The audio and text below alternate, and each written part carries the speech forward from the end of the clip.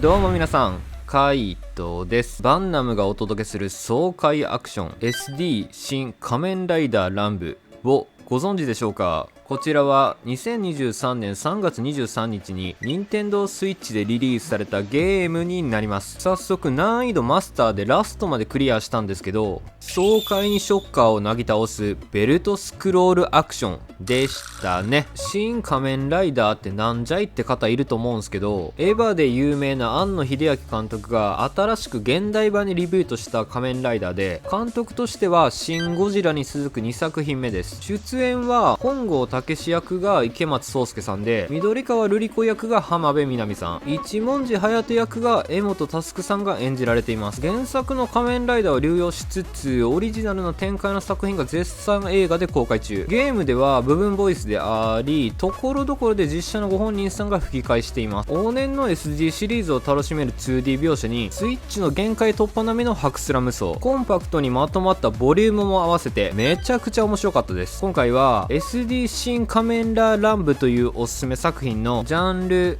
魅力を簡単に紹介します。では早速やっていきましょう。まずこのゲームのジャンルになるんですが、ベルトスクロールアクションです。俗に言うローグライトのジャンルでもありますね。前回にご紹介したリトルノア楽園の後継者のイメージを持ってもらえば良いかなと。ファイナルファイトや国尾くん同様に1場面で敵を全て倒したら次の場面にスクロールしていきます。映画ベースで物語は進行していくので、だいたい1ステージの4面でラストのボスを倒したら次のステージ。難易度はルーキー、ヒーロー、マスターってあるんですけど、当然マスターを選びました。きついと思った方はヒーローを推奨。仮面ライダーは通常攻撃、範囲攻撃、投げ攻撃、ジャンプ攻撃、必殺技、超必殺技の6パターンで構成されていますが、正直に言うと通常攻撃と範囲攻撃、超必殺技だけで事足ります。ステ評価制度が右上にあるんで、たくさん出てくる敵をまとめてぶっ倒してコンボ数を稼ぎ、ダメージ量で評価が蓄積していくので SS を目指しましょう。バフ強化としては、永続バフのバッジからステージで倒されるか拠点に戻るまで有効なアタッシュケースから得られるステ限定食べ物、自販機で買える回数制限ありバフ、超必殺強化のバフがありますので、つければつけるほど信じられないぐらい強くなります。キャラ強化としては、チュートリアル後に拠点が解放されるんで、キャラクターの強化、サイクロン号の強化をかけることが可能です。こちらはスキルツリー方式継続強化になるんで、持ち帰ったコインやダイヤを消費することで解放できます。これがキャラクターの体力ゲージ、これが必殺技ゲージ、これがステージの評価ランク、これが必殺技バフ、これが食べ物バフ、これが敵の体力ゲージですね。基本はステージでの敵を全て駆逐していき突破、アイテムでのバフをフル活用しながらボスを撃破という流れ。ざっくりと説明するとこんな感じ。そしてこのゲームの魅力についてなんですが、1、爽快なアクションが楽しめる。パッと見でキャラゲーっぽさが光ってるんで敬遠される方いると思うんですけど、それを打ち消すかのような爽快アクションがめっちゃおもろいです。敵という敵を巻き込みながら攻撃をすることが可能で、連鎖という連鎖でダメージを与えれるのが楽しい。どんどん視認性が悪くなってくる敵の量も半端ないめちゃくちゃ感もいい味出してましたね。特に超必殺技を出した時のモーションが原作再現もあり、ライダーキックの本気を見せてくれます。途中でムービースキップ活用しまくりでしたが、無双というハクスラ要素も味わうことができるので、この手のまとめて敵をドカドカ倒すゲームをプレイされてこなかった方は触ってみるのがおすすめ。ちなみに油断していると予期せぬダメージを食らうので見極めて。2、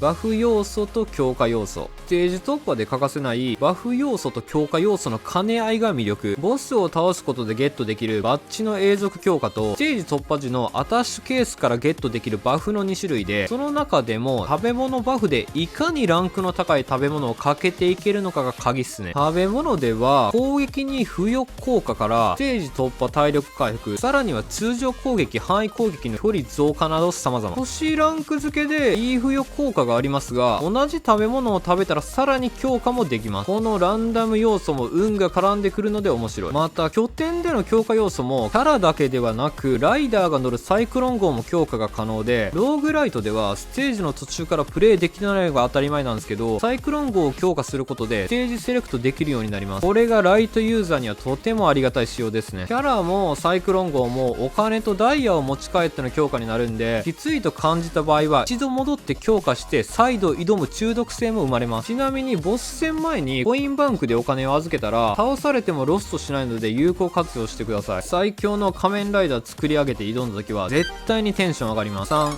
マスターだからこそボスに歯応え。難易度をマスターに選んでるせいか、初見での全てのボスにべらぼうにやられました。ですがこの歯応えでのリトライ性がやばい。ボスにはスーパーアーマー破壊しないと体力削れないんですけど、いかに効率よく剥がしていく、そして通常攻撃と範囲攻撃、超必殺技で削り取ってのコンボ構築が熱い。目押しのような回避での追い打ち、そこから超筆のさみだれ無双とかのやってやった感最高なんですよね。特に八王具との戦闘が楽しくて、ダッシュ付きを華麗に避けながらの畳みかけるのがグッド。コウモリオーグが一番だるってなるので注意してください。途中で仮面ライダー第2号も味方として加わるので若干倒しやすくなります。ローカルではありますが協力プレイもできます。4、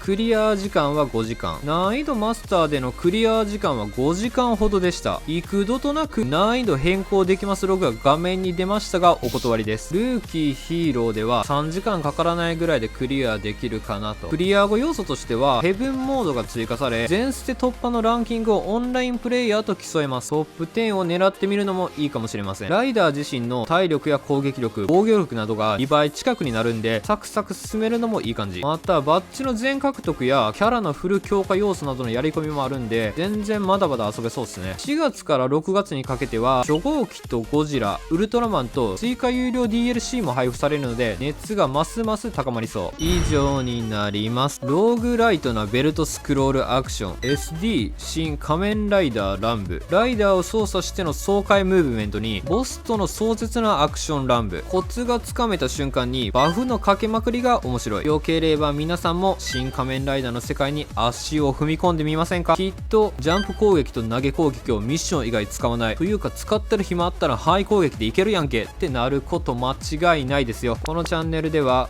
インディーズ作品を中心におすすめのゲームを一通りクリアして紹介しております。少しでも参考になった方がいればチャンネル登録や高評価をしていただけると幸いです。ではではまたの機会に。カイトでした。